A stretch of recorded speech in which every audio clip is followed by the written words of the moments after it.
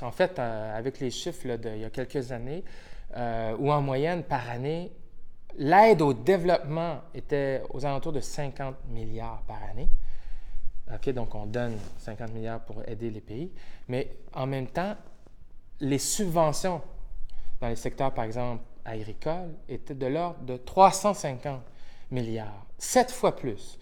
Donc, ce qu'on donne d'une main, on le reprend donc d'une façon disproportionnée de l'autre, dans le sens que ce que ça fait, c'est que beaucoup aux États-Unis, en Europe surtout, ces pratiques-là font en sorte qu'un producteur de blé ou de volaille ou de coton va pouvoir, de façon un peu déloyale, exporter en Afrique sa production, alors que sur le marché local, les Africains ont peine à à produire à des coûts décents leur propre production. Donc, on tue l'industrie et puis on les empêche de prendre leur essor.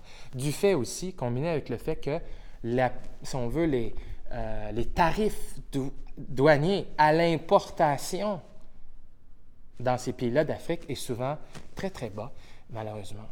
Par exemple, plus de la moitié des produits importés en Afrique de l'Ouest n'ont même aucune taxe à l'importation. Donc, il y a à peu près... Qu'est-ce que ça veut dire concrètement? Ben, donc, par exemple, un bien va être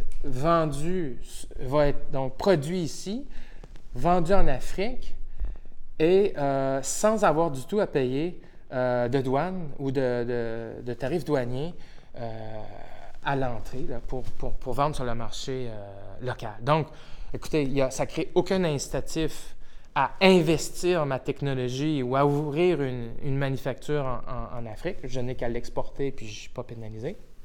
Et du coup, les taxes douanières sont aussi, en ce moment, il ne faut pas se le cacher, les taux d'imposition, que ce soit au niveau des corporations ou des individus en Afrique, c'est presque nul. Donc, la principale source de revenus pour le budget du gouvernement, quand on met de côté les prêts et les investissements qui arrivent de l'aide internationale, bien, c'est les taxes douanières, c'est l'impôt douanier.